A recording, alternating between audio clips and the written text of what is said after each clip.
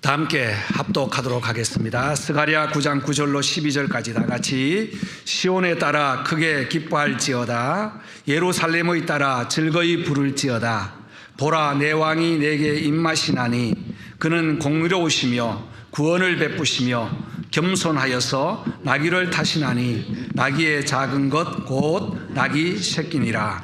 내가 에브라임의 병거와 예루살렘의 말을 끊겠고 전쟁하는 활도 끊으리니 그가 이방 사람에게 화평을 전할 것이요 그의 통치는 바다에서 바다까지 이르고 유라데 강에서 땅끝까지 이르리라.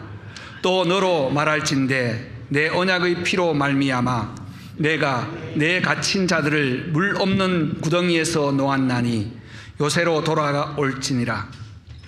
갇혀 있으나 소망을 품은 자들아 너희는 요새로 돌아올지니라. 내가 오늘 또 이르노라. 내가 내게 갑절이나 갚을 것이라. 아멘. 우리는 계속해서 선지자의 그 마음을 헤아리고 있습니다. 구약 성경 39권 중에서 마지막 붙어 있는 3권 학개, 스가랴, 말라기는 바벨론 포로 이후에 돌아와서 성전을 다시 재건하는 이야기입니다. 지난주에는 우리 학개 말씀을 보았는데요. 오늘은 스가랴 말씀을 폈습니다. 지난주 주보에는 스가랴 6장 말씀을 전하겠다, 설교하겠다고 주보에 넣고 설교를 쭉 준비하고 성경을 다시 스가랴 1장부터 읽게 되었어요. 그때 성령의 마음에 주시는 말씀은 만약에 한 번 설교한다면 어떤 본문을 선택하겠는가 하는 말씀을 주셨어요. 앞으로 스가랴서를 체계적으로 공부를 많이 해야 되겠다는 마음을 가졌습니다. 그런데 9장 말씀에 와서 9장 9절부터 12절까지 메시아의 오심을 다시 선포하는 그 말씀이 쭉 기록되어 있더라고요. 이 말씀을 읽는 순간 마음이 뛰었습니다.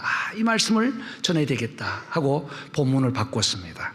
혹집에서 성경을 읽어오신 분은 왜 본문이 바뀌었지? 하고 생각하실 것 같아서 말씀을 드립니다.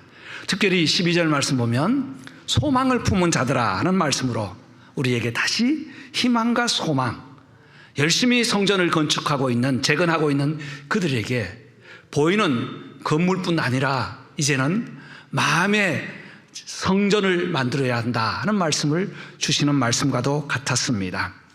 학개서 1장 1절 보면 다리오 왕 2년 6째 달이라고 시작하고 2장 1절에는 7째 달에 학개에게 주신 말씀이라고 시작되었어요. 그런데 스가랴서 1장 1절 보면 다리오 왕 2년 8째 달에라고 시작하거든요. 그러면 다리오 왕 때에 바벨론 메대 사람의 다리오 왕 때에 예루살렘에 있었던 일인데 한두 달, 3달 사이에 있었던 일이라고 볼 수 있습니다. 학개 선지자는 말씀드린 것처럼 성전 공사에 포커스를 맞추었다면, 재료가 없으니까 우리 모두 산에 올라가서 나무를 가져다가 전을 건축합시다 했다면, 스가랴 선지자는 성도들의 마음, 영혼의 성전을 재건해야 되겠다 하는 마음의 성전 공사를 진행한 것을 볼 수 있습니다. 그래서 1장부터 8장까지 쭉 보면 하나님께서 그 일을 하는 동안에 8가지의 환상을 주셨어요. 환상을 주시면서 하나님의 뜻을 전했습니다. 그런데 9장 착 열면 이 환상을 주신 의미를 재해석하면서 바로 이것은 메시아가 올 것이다, 소망을 가지라, 소망을 품으라는 말씀으로 우리에게 격려합니다. 여러분, 우리가 오늘 이 땅에 살아갈 수 있다는 것은 소망이 있기 때문입니다. 소망이 없는 사람은 아무리 부를 누려도 삶의 의미를 느끼지 못해요. 그러나 아무것도 없는 털털이라 할지라도, 세상에 드러낼 것 없는, 권력도 없는 연약한 지체라 할지라도 소망이 있으면 하나님께서 특별히 은혜를 베풀어 주시는 줄 믿습니다. 그래서 오늘 제목을 소망을 품은 자들아 라고 잡았습니다. 성도들이 품어야 할 소망은 무엇일까요? 9절 말씀에는 왕을 기다리는 소망이 우리에게 있습니다. 이스라엘은 왕이 처음에는 없었어요. 하나님께서 직접 왕으로 나라를 다스렸는데 이방 나라를 보니까 왕이 필요해서 왕을 세워달라고 간구합니다. 그래서 첫 번째 왕 사울을 세웠는데 사울이 실패했습니다. 하나님의 마음을 떠났습니다.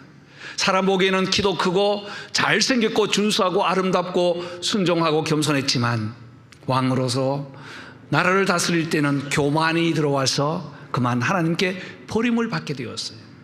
20대 시드기야까지 왕이 정치하는 동안에 하나님이 간섭하였지만 백성들은 하나님의 말씀을 듣지 않고 왕도 하나님의 말씀을 듣지 않고 자기 주관대로 살다가 결국은 포로되어 갔던 것이 이스라엘의 역사입니다.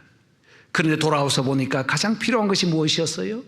백성을 지도할 왕이었거든요. 사람들의 마음에는 그랬을 겁니다. 마지막 시드기야 왕이 눈이 뽑혀서 포로로 잡혀가는 그 장면을 보았던 사람은 정말 진정으로 왕이 필요하다고 간구했을 거예요. 이 마음을 아신 하나님은 내 왕이 임하나니라고 말씀합니다. 9절 다시 한번 봅시다. 9절 다 같이 읽도록 합시다. 시온에 따라 크게 기뻐할지어다. 예루살렘의 따라 즐거이 부를지어다. 보라, 내 왕이 내게 임하나니 그는 공의로우며 구원을 베푸시며 겸손하여서 나귀를 타시나니 나귀의 작은 곳 곧 나귀 새끼니라. 아멘. 이들이 성전 공사를 하면서 기뻐해야 할 이유가 무엇일까요? 성전이 만들어져 가는 것을 보고 기뻐했을까요? 그 장면을 보면서 솔로몬 성전에 비해서 너무 초라해서 사람들이 통곡을 했습니다. 그런데 하나님은 오늘 시온에 따라 예루살렘에 따라 즐거이 부르며 기뻐하라고 합니다. 왜냐하면 너희의 마음의 왕은 성전에 다스리는 왕이 아니라 성전이 아니라 건물이 아니라 내 마음속에 임할 왕이기 때문입니다. 여기에 예루살렘 시온이라는 것은 이스라엘 백성들, 하나님의 백성들을 총칭하는 말이고 또한 기뻐하고 즐거워할 것은 바로 이유가 있기 때문에 내 왕이 너에게 임하기 때문에 너희는 기뻐하라고 합니다. 여러분, 우리가 신앙생활 하면서도 기뻐하는 이유가 바로 여기에 있습니다. 내 마음에 누구를 왕으로 삼느냐에 따라 인생의 성공과 실패가 좌우됩니다. 이 성공과 실패는 세상에서 보는 관점을 가진 성공과 실패가 아니라 하나님께서 보실 때 말입니다. 우리의 왕은 누구입니까? 예수 그리스도이신 줄 믿습니다. 여러분의 왕은 누구이십니까? 예수 그리스도이신 줄 믿습니다. 아멘. 네, 집에 가서 하시지 마시고 여기서 합독하자고요. 합심해서 아멘 하자고요. 이 왕은 어떤 분인가? 지금까지 인간이 세운 왕은 다 실패했지만 다시 오실 새 왕은 첫 번째는 공의로우십니다. 저스티스라는 거예요. 이 공의는 공평과 정의가 합쳐진 말입니다. 이 말이 만들어질 때는 저울로 달아서 기울어지지 않는 공평한 거예요. 여러분, 이 공의는 세상에 있을까요? 없을까요? 없어요. 세상에는 공의롭다고 해도 정의롭다고 해도 없습니다. 정의로운 사람 같지만 어느 순간에 가면 타락되어 있는, 기울어져 있는 저울추를 보는 것처럼 기울어져 있다는 사실이죠. 그러나 성부와 성자와 성령님은 공의로우신 분입니다. 한 번도 그 공의를 행하실 때에 기울어지지 않는 저울로 우리를 보시고 우리를 사랑하시되 한 번도 하나님께서는 치우치지 않으시고 우리를 특별히 사랑하고 계신다는 사실입니다. 예수님은 공의로우신 분이셨습니다. 얼마나 공의로우셨으면 우리의 죄를 용서하시기 위해서 십자가를 지고 가셨을까요? 하나님 앞에 한 번도 반항하지 않으시고 하나님 앞에 한 번도 왜 내가 이 고난을 겪어야 합니까? 라고 말씀하지 않으시고 묵묵하게 공의를 행하신 분이에요. 예수님께서는 요한복음 16장 18절에 성령이 오시면 죄와 의와 심판에 대하여 세상을 책망하시리라. 세상을 책망할 수 있는 것은 세상에 아무것도 없어요. 하나님이신 성령께서 오시면 죄와 의와 심판에 대하여 세상을 공정하게 책망하신다고 말씀하셨습니다. 또한 이 왕은 구원의 왕이십니다. 구원 베푸실 왕이에요. 누구입니까? 예수 그리스도이죠. 이 세상에는 구원이 없습니다. 성경 사도행전 4장 12절에는 다른 이로서는 구원받을 수 없나니 천하 사람 중에 구원받을 만한 다른 이름을 우리에게 주신 일이 있다 없다? 없느니라 말씀하셨어요. 사람들은 거룩하게 선을 행하면 구원을 받는다고 생각합니다. 어떤 사람은 내가 아무것도 가지지 않고 무소유하고 다 내어놓으면 구원이 있다고 생각합니다. 구원이 없어요. 불교에서 그렇게 말하죠. 무소유한다고, 많은 고행을 한다고 구원받을 수 있다고 하지만 아닙니다.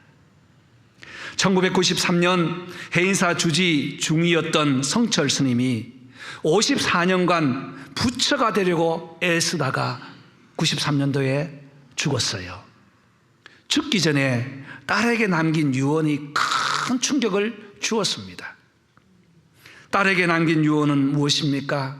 나는 내 죄가 태산처럼 많다는 거예요. 태산처럼 많다. 내가 구원을 받는다고 생각했지만 구원이 아니었다. 나는 지옥으로 간다는 말을 했습니다. 말씀이 아니라 말을 했어요. 누가요? 예, 성철 중이에요. 여러분, 저는 이 중이라는 표현이 좀 격화된 표현 같아서 제가 좀 더 보았습니다. 왜 스님이라고 할까? 스님은 무엇이고 중은 무엇일까라고 보았더니 스님은 스승의 다른 말이 스님이라고 하더라고요. 그리고 중은 그냥 중이래요. 그래서 중이라고 해도 격화시키는 말이 아니더라고요.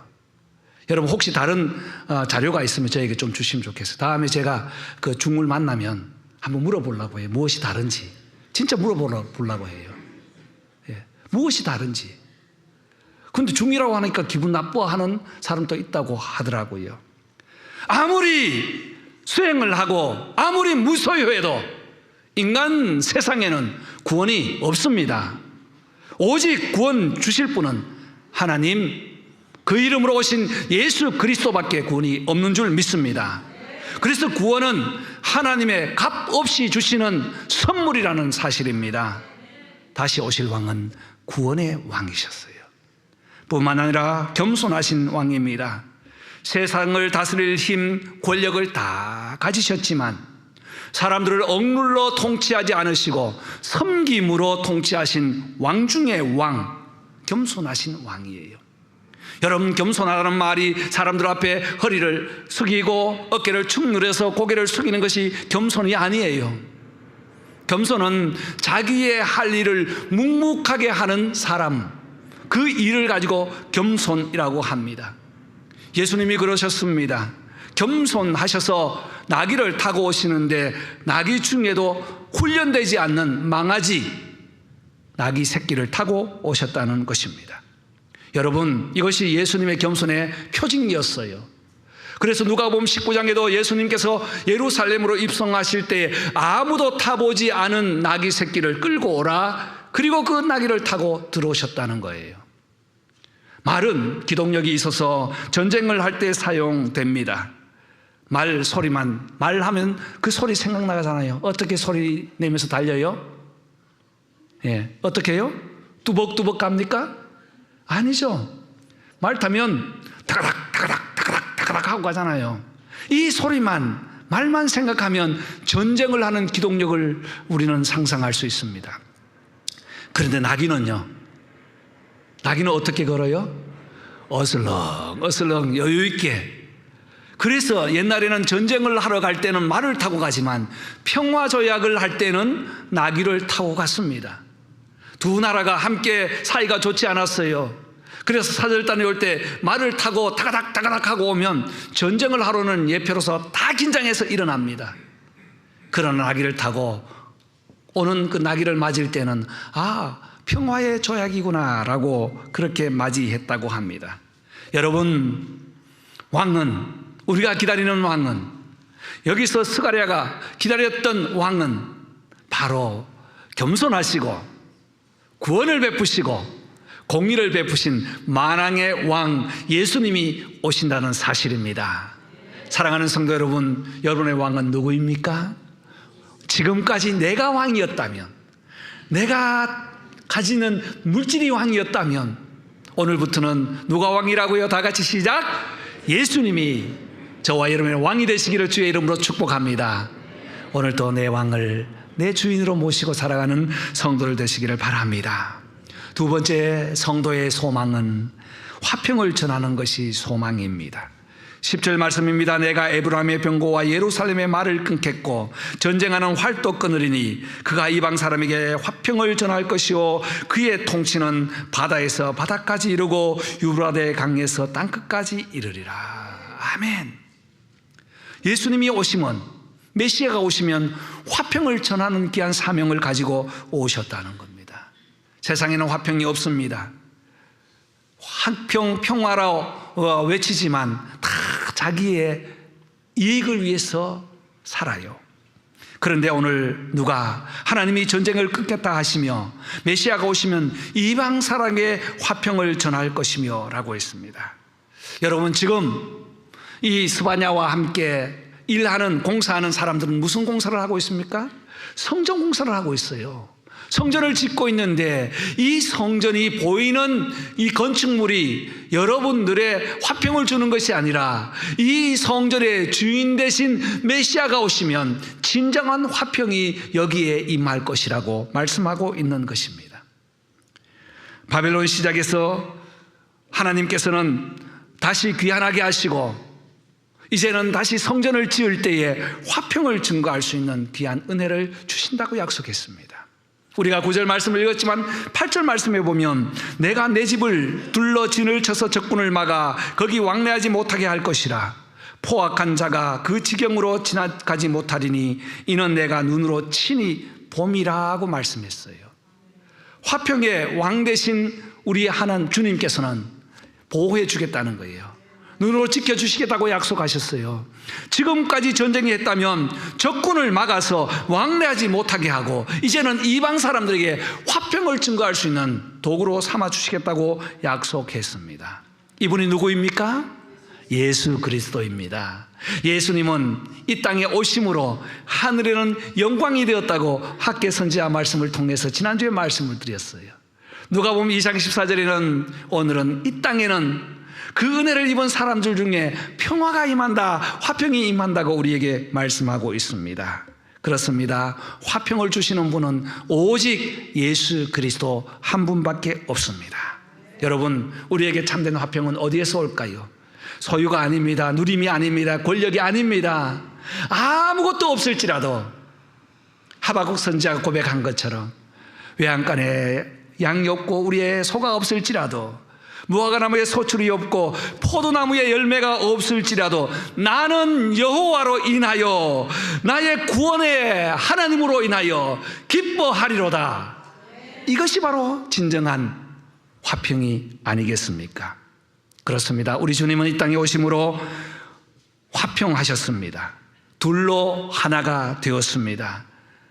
하나님의 귀한 은혜를 받은 우리는, 화평을 입은 성도는 로마서 5장 1절에 믿음으로 의롭다 하심을 받았는데 예수 그리스도로 말미암아 화평을 이루자고 우리에게 다시 권면하고 있습니다. 여러분, 우리의 마음에 화평의 왕 되신 주님이 임하여서 만나는 사람마다 화평을 만들어가는 피스메이커가 되시기를 주님의 이름으로 축원합니다. 마지막 세 번째 보면 11절과 12절 말씀입니다. 제가 11절, 12절 읽고 16절은 여러분의 앞에 화면을 읽어주시면 감사하겠습니다. 또 너로 말할진대 내 언약의 피로 말미암아 내가 내게 갇힌 자들을 물 없는 구덩이에서 놓았나니 갇혀 있으나 소망을 품은 자들아 너희는 요새로 돌아올지니라. 내가 오늘 또 이르노라. 내가 내게 갑절이나 갚을 것이라. 16절 여호와께서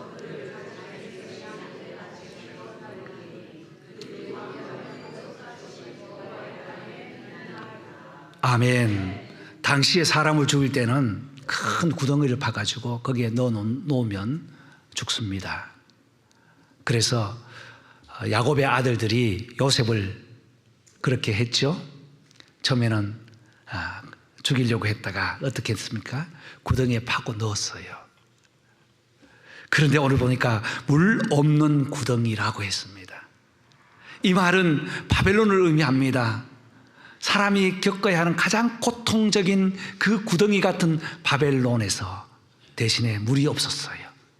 어떻게 해요? 건져내어서 돌아오는 자에게는 하나님께서 큰 은혜를 주신다고 약속했습니다. 여러분, 주께로 돌아오는 자는 복을 받습니다. 주께로 돌아오는 자에게는 은혜가 임하게 됩니다. 왜냐하면 하나님께서 소망을 품은 자들에게, 돌아오는 자들에게 보장이 되어 주시기 때문입니다.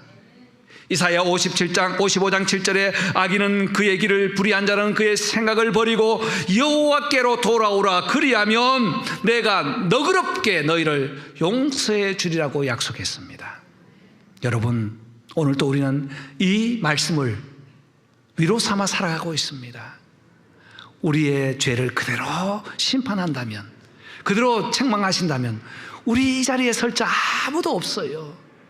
그러나 돌아오는 자에게 예수의 이름으로 용서해 주신다고 약속하셔서 오늘도 돌아오라고 우리에게 소망을 주고 다시 한번 위로하고 계십니다. 돌아오는 자에게는 어떻게 합니까? 12절 말씀에 내가 갑절이나 갚아주리라. 오늘 예배드리는 모든 성도들에게 하나님 아버지의 은혜에 갑절의 축복이 있기를 바랍니다. 갑절에 더함이 있어서 13절로 15절까지 대신 갑절로 갚아주시는 그 내용이 정확하게 잘 상세하게 기록되어 있어요. 어떻게 갚아주는가? 주위에서 적군이 와서 쳐들어올 때에 막아주시고, 적군 속에 포위되었을지라도 뽑아내어 주시고, 아멘. 위험이 임할 때 위험에서 뽑아내 주시는 하나님, 보호해 주시는 하나님, 대신 싸워서 정복해 주리라고 13절에서 15절까지 구체적으로 잘 설명이 되어 있어요. 여러분, 예수 믿는 사람은 이런 기쁨이 있습니다. 정말 어처구니없는 당해서 아무 소망이 없는 그 구덩이 같은 구덩이에 있을지라도 위를 바라보았을 때 하나님의 건지심과 위로하심이 갑절히 임할 때에는 오늘도 우리에게 주시는 하나님의 은혜가 크게 느껴진다는 사실입니다. 저와 여러분 다 겪었던 말씀입니다. 두 번째는 16절에 말씀합니다. 16절에 양떼같이 구원하리니 라고 했어요. 이스라엘 백성들에게는 양떼들이 중요했습니다. 의식주에 다 필요한 것이 양입니다. 고기도 필요하고요, 털도 필요하고요, 다 필요한 것이, 하나님께 제사를 드릴 때도 양이 필요했습니다. 그런데 양에게 가장 절실하게 필요한 것은 목자입니다. 여러분, 우리의 목자 되신 주님을 찬양합니다. 그분께 돌아가시기를 바랍니다. 그리고 왕관의 보석같이 빛나게 해주시겠다게. 누구를요? 우리를, 저와 여러분을, 오늘 예배드리는 저와 여러분을 왕관의 보석까지 빛나게 해주신다는 약속을 하셨습니다. 여러분, 주께로 돌아오는 자에게 오늘 우리는 소망을 품자는 말씀을 드렸습니다. 이 세 가지 왕의 소망을 다 품으면 무엇일까요? 주님의 사랑입니다. 이 소망은 바로 나의 왕 되신 예수 그리스도, 화평을 누리는 소망으로 돌아오기를 소망하는 주님을 사랑할 때 가능한 것입니다. 앞에 화면에 시가 하나 있는데 김석균 목사님이 지은 시입니다. 다 같이 1절 한번 낭독하도록 하죠. 다 같이요, 시작. 손에 있는 부귀보다 다 같이 주를 더 사랑하는가? 이슬 같은 목숨보다 주를 더 사랑하는가? 사랑의 빛 잃어가면 주님 만날 수 없어. 헛된 영화 바라보며 사랑할 수 없어. 잠시 머물 이 세상 헛된 것들 뿐이니 주를 사랑하는 마음 금보다 더 귀하다. 아멘. 오늘 설교를 찬양으로 결론 맺고자 합니다. 오늘 찬송처럼 손에 있는 부귀보다 주님을 더 사랑하는가? 이슬 같은 목숨보다 주님 더 사랑하는가? 사랑빛 잃어가는 주님 만날 수 없어. 헛된 영화 바라보며 사랑할 수 없어. 잠시 머물 세상 헛된 뿐이니 주를 사랑하는 마음 금보다 더 귀하다. 우리 찬양 준비하신 분들이 찬양하고요.